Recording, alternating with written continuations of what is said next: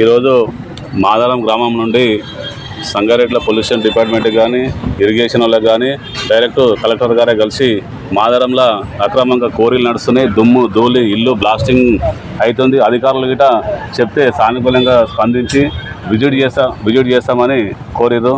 మరి నిన్న ఏదైతే టీఆర్ఎస్ వాళ్ళు దయ్యాలు వేదాలు వర్గిస్తున్నాడు అంటారు, కానీ ఒక్కసారి ఆలోచన చేసుకోలే. 10 ఏళ్ళు ఎవరు 10 ఏళ్ళలో ఎవరు గాడిద పాలు దోమిరు, ఎవరు ఏం చేసిరో మీకు అర్థం కావాలి. గ్రామ ప్రజలకు అర్థమైంది ఆల్రెడీ.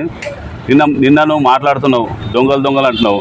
ఇవాళ మా దగ్గర కాంగ్రెస్ పార్టీ నుంచి 2 వార్డు నెంబర్లు, నీ దగ్గర టీఆర్ఎస్ పార్టీ సర్పంచ్ ఉండు, ఉప సర్పంచ్ ఉండు, వార్డు నెంబర్లు, జెడ్పీటీసీ ఉండు, ఎమ్మెల్యే ఉండు, ప్రభుత్వం ఉంది. ఇలా కోట్ల రూపాయలు అంటున్నావు. మరి నేను కోట్లు తిన్నాడు ఉంటే మరి నువ్వెన్ని కోట్లు తిన్నావు? ఇదే కోట్లు తిన్నట్టున్నావు కదా. నేను బయట 10 గుంటల భూమి ఉంటే గ్రామ పంచాయతీ గ్రామ పంచాయతీకి రాసిస్తా, నువ్వు దీనికి తయారా? నా ఆధార్ కార్డు చెప్తా, ఆధార్ కార్డు గ్రూప్లో పెడతా, ఆధార్ కార్డు పెట్టి ఆధార్ కార్డు మీద ఏ భూములు అయినా రీజన్ అయితే కదా. నువ్వు బయట ఉన్న భూములు నువ్వు గ్రామ ప్రజలకు ఇస్తావా? గ్రామ ప్రజలకు నీకు ప్రేమ ఉందా? నాకు నేను తయారున్నా. ఈరోజు నేను బయట అక్రమంగా ₹1 సంపాదించిన ఉంటా, ఏ సంపాదించిన ఉన్నా గ్రామ ప్రజలకు రాసిస్తా. ఏడ బయట భూమి కొన్నా 10 గుంటలు కొన్నా నేను రాసిస్తా. మరి నువ్వు 20-30 ఎకరాలు కొన్నాగా నువ్వు రాసిస్తావా?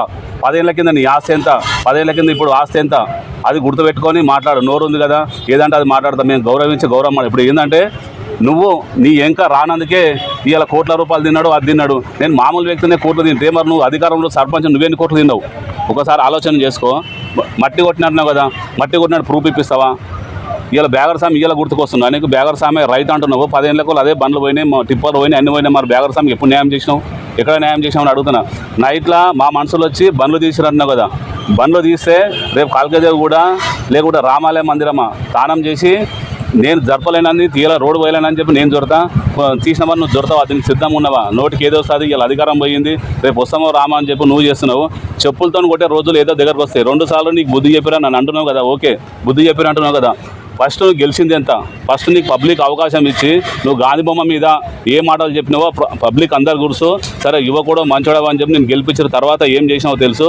నీకు ఎంపీటీసీ నేను ఇలవడ్డా, మీ వాళ్ళు ఇలవడ్డారు. అప్పుడు నీకు ఓట్లు ఇచ్చి వచ్చిందంత, నాకు వచ్చిందంత. పబ్లిక్ నీదికి ఎవరు అనుకో మొత్తం నీకే ఓట్లు పడుతుండే. మాదారంలో 100 ఓట్లు వచ్చినాయి. కాజీపల్లెలకు తెలియదు కాబట్టి నీ గురించి కాజీపల్లెలతో డబ్బులు ఇచ్చి ప్రభావాలు చేసి వాళ్ళ ఓట్లతో గెలిచినావు. ఇలా బాగా గుర్తుపెట్టుకో. 2వ సారి సర్పంచ్ గిట నేను పోటీ చేసినా కదా, నువ్వు పోటీ చేసినావు కదా.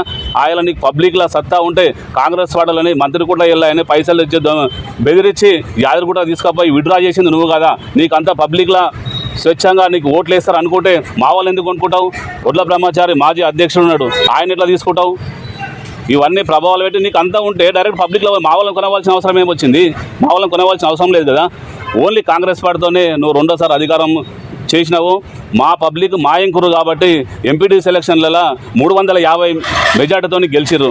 ఎంపీటీస్ మేము గెలిపించినాం. మరి నువ్వే సర్పంచ్ ఉన్నావు కదా. పబ్లిక్ మరి నీ ఎంకున్నప్పుడు టీఆర్ఎస్ పార్టీ గెలవాలి కదా. మరి ఎక్కడ పోయింది టీఆర్ఎస్ పార్టీ అని అడుగుతున్నాను నేను.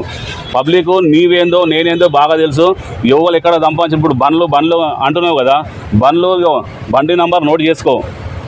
99723347 కుమ్మరి కుమార్ కేఎంఆర్ అని బండ్లకు టిప్పర్ రాకుండా గుర్తుపెట్టుకో. ఆయన కార్యకర్త అప్పటి నుంచి కష్టపడ్డాడు కాబట్టి ఆయన డైలీ పైసలు ఇచ్చాడు, తెచ్చుకుంటుండే. ఆయన నాకు చెప్పు అంటే ఒక కార్యకర్తకు ఉద్దర చెప్పినంటే నెల కట్టుకుంటా పైసలు తీసుకుంటుండు. ఇవాళ ఎన్ని ట్రిప్పులు నింపిరో, ఎన్ని టన్నులు నింపిండో అందులో లీస్ట్ ఉంది, రిజల్ట్ ఉంది. నువ్వు చర్చకు సిద్ధం అంటున్నావు. మేము ఎన్ని డబ్బులు కట్టినాం. ఆయన తీసుకుపోయింది, కంకర డస్ట్ తీసుకుపోయింది. ప్రతి నిమిషము ప్రతి టైము బండ్లతో సాగుంది. ఈ బండి నంబర్లు చెప్తున్నా కదా.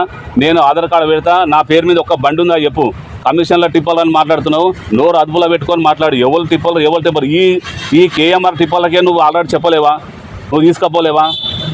దాన్ని బాగా గుర్తు చేసుకొని మాట్లాడు.